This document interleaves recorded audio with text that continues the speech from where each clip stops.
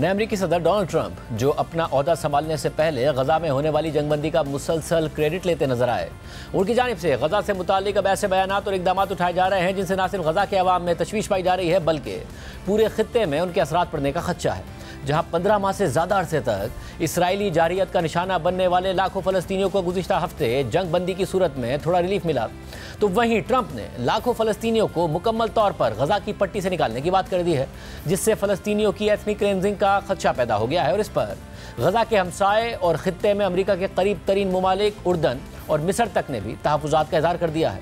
हफ्ते को अपने सदारती जहाज़ एयरफोर्स 1 में सहाफ़ियों से बात करते हुए ट्रंप ने कहा था कि वो चाहते हैं कि मिस्र और उर्दन गजा से फ़लस्तीनियों को अपने पास मुंतकिल करें। ट्रंप ने कहा कि उन्होंने ये दरख्वास्त उर्दन के शाह अब्दुल्ला दोयम से की है और इस पर मिस्र के सदर से भी बात करने का इरादा रखते हैं। उर्दन के शाह अब्दुल्ला के साथ हफ्ते को होने वाली एक टेलीफोनिक कॉल का हवाला देते हुए ट्रंप ने सहाफ़ियों को बताया कि मैंने उनसे कहा था कि मैं उर्दन की हुकूमत की जानिब से मज़ीद फ़लस्तीनी मुहाजिरीन को मुंतकिल करना पसंद करूँगा, क्योंकि मैं इस वक्त गजा पट्टी को देख रहा हूँ जो कि एक मैस है, एक हकीकी मैस। मैं चाहता हूँ कि वो लोगों को यहाँ से ले जाएँ। ट्रंप ने मजीद कहा कि मैं चाहता हूं कि मिस्र भी मजीद लोगों को कबूल करे और वो इस सिलसिले में मिस्री सदर अब्दुल फत्ताह अल सीसी से बात भी करेंगे। इस दौरान ट्रंप ने गजा को एक तबाहशुदा इलाका करार देते हुए कहा कि हम तकरीबन 15 लाख लोगों की बात कर रहे हैं और हम इस पूरी चीज़ को साफ कर सकते हैं। गजा मुकम्मल तौर पर एक तबाहशुदा इलाका बन चुका है और वहाँ तकरीबन हर चीज़ मसपार कर दी गई है और लोग मर रहे हैं। इसलिए तब्दीली के तौर पर मैं कुछ अरब ममालिक के साथ मिलकर इन लोगों के लिए एक अलग जगह पर मकानात तामीर करूँगा ताकि वो वहाँ अमन के साथ रह सकें।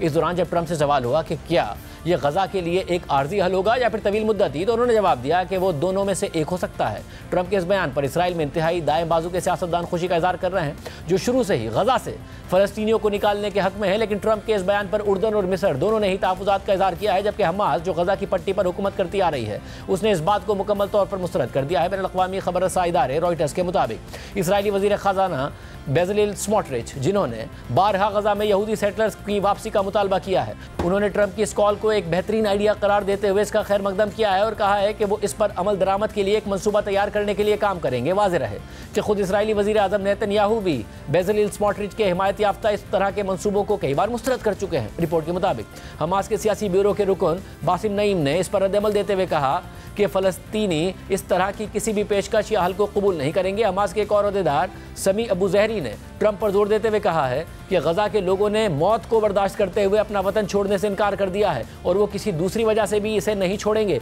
इसके अलावा ट्रंप के इस बयान पर उर्दन और मिस्र का रद्द-ए-अमल भी आया है। उर्दन के वज़ीर ख़ारजा अहमद सफ़ादी ने सहाफ़ियों को बताया कि गजा से फ़लस्तीनियों की किसी भी नकल मकानी के खिलाफ उनका मौक़िफ़ मजबूत और अटल है। मिस्र की वज़ारत ख़ारजा ने भी इस पर कहा कि वो वाज़ेह तौर पर फ़लस्तीनियों की अपनी सरज़मीन से किसी भी नकल मकानी को मुस्तरद करते हैं, ख्वाह वो कलील मुद्दती हो या तवील मुद्दती हो। फ़लस्तीनी सदर महमूद अब्बास ने भी ट्रंप के रिमार्क्स की मजम्मत की है। फ़लस्तीन की सरकारी न्यूज़ एजेंसी वफा की तरफ से शाया करदा एक बयान के मुताबिक महमूद अब्बास ने कहा है कि हमारे लोग साबित कदम रहेंगे और अपना वतन नहीं छोड़ेंगे। इसके अलावा ट्रंप ने इसराइल को अमरीकी साख्ता 2000 पाउंड वजनी खतरनाक बॉम्ब्स की तरसील भी बहाल कर दी है, जो बाइडेन इंतजामिया ने रोक रखी थी। इस हवाले से अल जज़ीरा ने लिखा है कि फ़लस्तीनी महकमा सेहत के मुताबिक इसराइल की 15 माह की जंग में 47,000 से ज़ायद फ़लस्तीनी मारे जा चुके हैं। हालांकि रिहायशियों और समाजी कारकुनों का कहना है कि असल तादाद इससे कहीं ज़्यादा हो सकती है। इसराइल की वहशियाना बमबारी ने इलाके का ज़्यादातर बुनियादी ढांचा ही तबाह करके रख दिया है। अक़वाम मुत्तहिदा का अंदाज़ा है कि तामीर नौ में कई साल लगेंगे, मगर हफ्ते को ट्रंप ने यह भी कहा कि उन्होंने इसराइल को 2000 पाउंड वजनी बॉम्ब्स की तरसील रोकने के सदर बाइडेन के अहकामात को खत्म कर दिया है। ट्रंप ने इन बॉम्ब्स के बारे में कहा है कि हमने इजाज़त दे दी है। इसराइल काफ़ी अरसे से इनका इंतजार कर रहे थे। जब ट्रंप से पूछा गया कि उन्होंने इन बॉम्ब्स की तरसील पर आयद पाबंदी क्यों हटाई, तो उन्होंने जवाब दिया कि इसराइल ने उन्हें हमसे खरीदा था। रिपोर्ट के मुताबिक साबिक सदर बाइडेन ने शहरी आबादी पर पड़ने वाले असरात के खदशात के तहत इसराइल को इन बॉम्ब्स की तरसील रोक दी थी। प्रोजेक्ट ऑन डिफेंस ऑल्टरनेटिव्स के मुताबिक 2000 पाउंड वजनी ये बॉम्ब 35 मीटर यानी 115 फीट तक तबाही फैला सकते हैं। अमेरिका ने तारीखी तौर पर इसराइल को काफ़ी इमदाद फराहम की है। अमेरिकी एजेंसी बराए बैनुल-अक़वामी इमदाद यानी यूएसएड के अदाद शुमार के मुताबिक 1946 से 2023 के दरमियान अमेरिका ने इसराइल को मजमूई तौर पर $297 अरब की बैरूनी इमदाद दी है, जिसमें से $216 अरब फौजी इमदाद और $81 अरब मुआशी इमदाद की मद में थे। इसराइल ने अपने क़याम के बाद से पूरी दुनिया में सबसे ज़्यादा अमेरिकी इमदाद हासिल की है। इन बॉम्ब्स की तरसील बहाल करने और इसराइल की हिमायत करने पर इसराइली वज़ीर आज़म नेतन्याहू ने ट्रंप का शुक्रिया अदा किया है। Thank you, President Trump, for keeping your promise to give Israel the tools it needs to defend itself, to confront our common enemies, and to secure a future of peace and prosperity.